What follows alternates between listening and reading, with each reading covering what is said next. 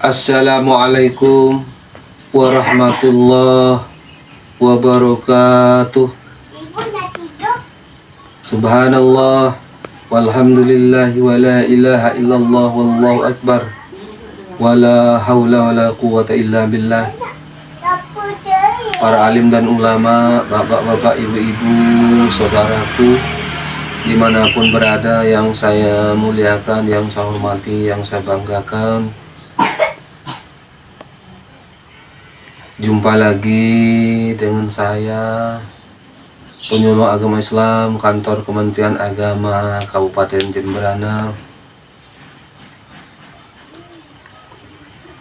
untuk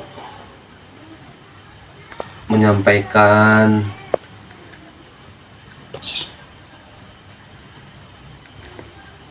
beberapa hal yang berkaitan dengan hidup sederhana. Sholawat dan salam mari senantiasa kita curahkan kepada junjungan kita Nabi besar Muhammad Sallallahu Alaihi Wasallam. Semoga di yaumil akhir, di akhirat kelak, kita mendapat syafaatnya. Amin ya rabbal alamin.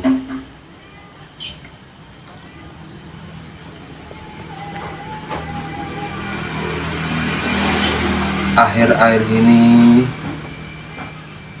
pemerintah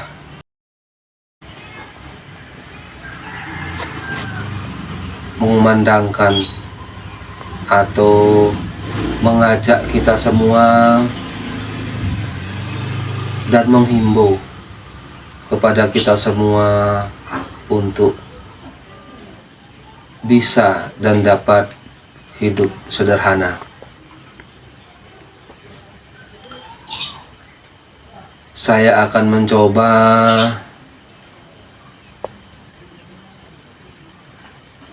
mengutip Quran Surat Al-An'am ayat 41 yang artinya,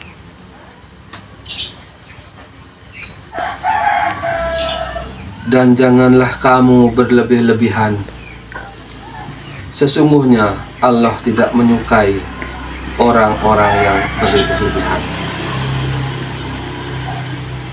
Selanjutnya Quran Surat Al-Isra 26-27 yang artinya, dan janganlah kamu menghambur-hamburkan hartamu secara boros, sesungguhnya pemboros-pemboros itu adalah saudara-saudara setan, dan setan itu sangat ingkar terhadap Tuhannya.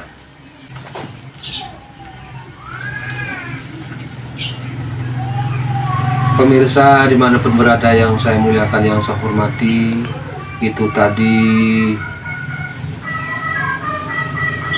surat dari Quran yang menggambarkan bagaimana sebaiknya kita hidup di dunia dengan tetap mengedepankan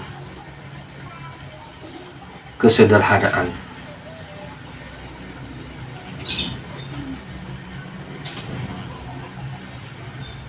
Paling tidak saya menggambarkan kelompok strata ekonomi, strata sosial ekonomi di negara kita ada 3. Pertama, kelompok yang memang saya menyebutnya sudah beruntung, atau kelompok-kelompok kategori sudah cukup dan bisa disebut kaya raya. Kelompok sosial ekonomi strata 2 bisa saya sebut bagi saudara-saudara kita yang memang menengah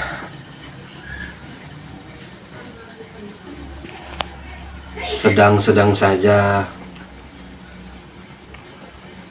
Lalu yang serta yang ketiga, yaitu bagi saudara kita yang masih belum beruntung, jadinya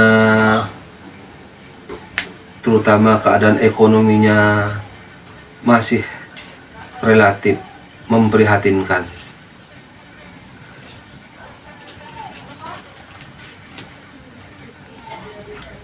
Kaitannya dengan hidup sederhana ini,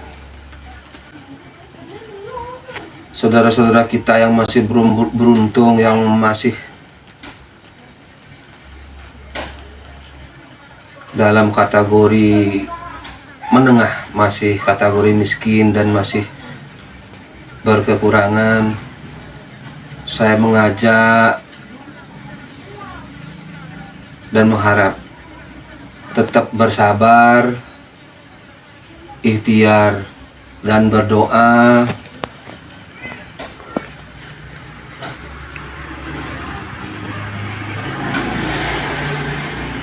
Jangan berputus asa. Mudah-mudahan seperti janji Allah juga dalam Al-Quran, bahwa setelah ada kesulitan akan ada kemudahan.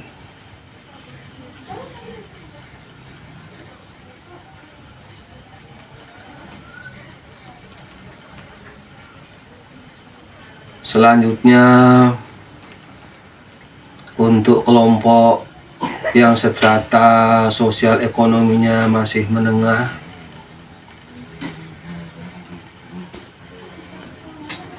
saya juga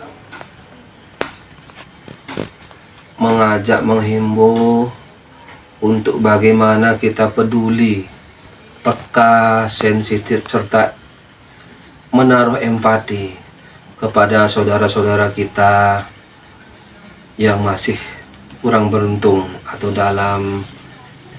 masih berkekurangan, lebih-lebih pada bulan Ramadan ini, sesuai juga dengan yang tersirat dalam Quran surat Al-Ma'un, bahwa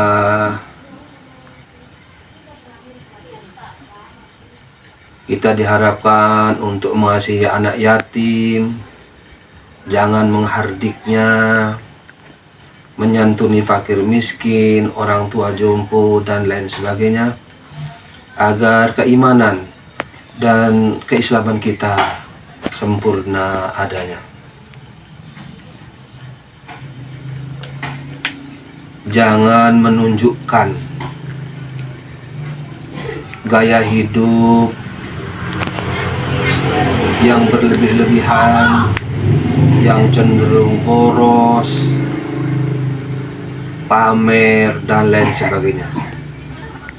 Sebab itu akan mengusik dan mengganggu konsentrasi saudara-saudara kita yang masih kurang beruntung, masih kategori miskin, serba kekurangan.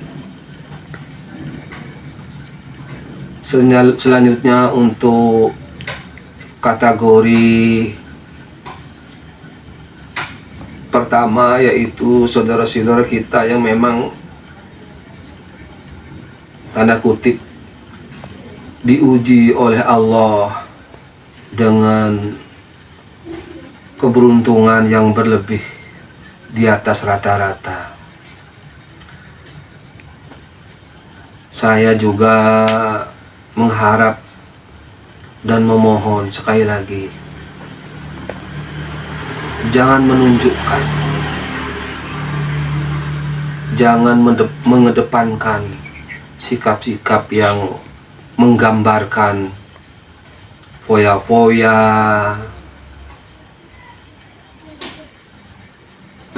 mengeser hal-hal yang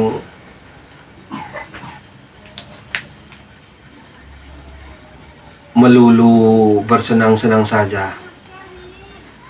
Padahal agama dan Quran sudah menghimbau kita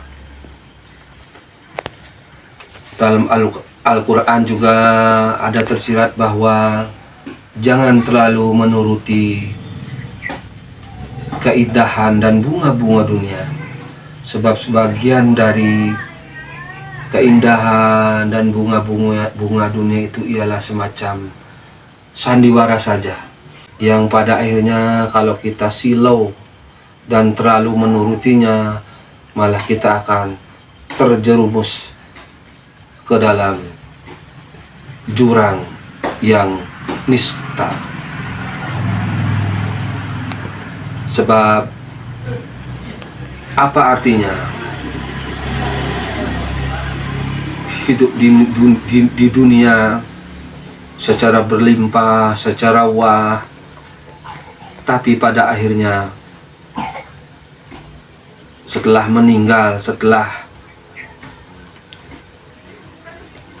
dipanggil oleh Allah melalui malaikat nanti di akhirat, yang hidupnya nanti selama-lamanya kekal abadi, sengsara.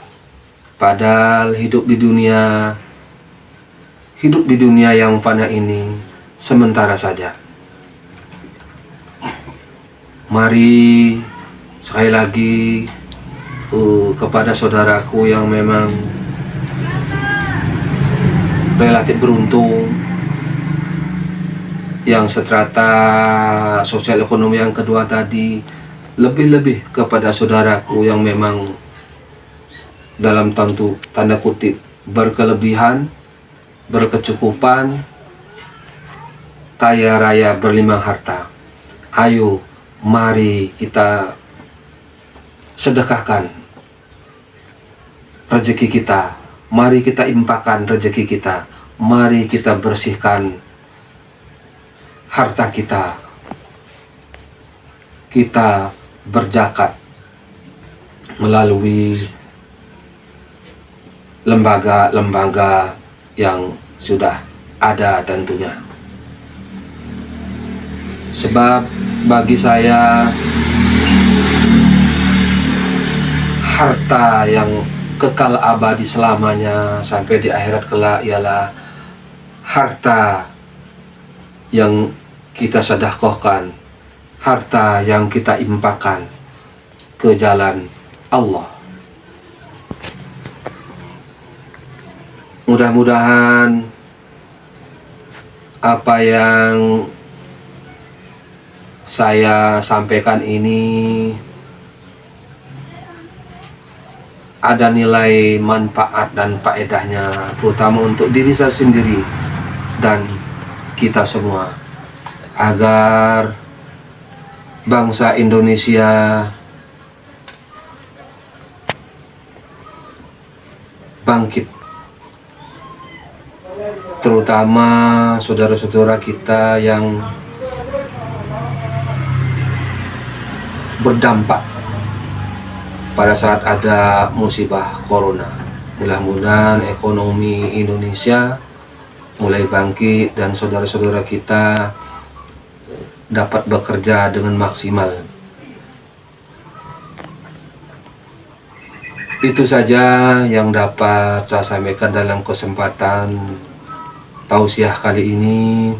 Sekali lagi, mudah-mudahan apa yang saya sampaikan ini bermanfaat, paling tidak untuk diri saya sendiri dan kita semua.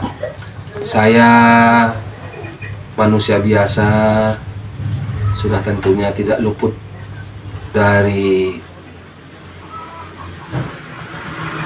kesalahan dan kealpaan mungkin yang tidak saya sengaja. Untuk itu saya mohon maaf yang sebesar-besarnya. Billahi taufiq wal hidayah. Wassalamualaikum warahmatullahi wabarakatuh.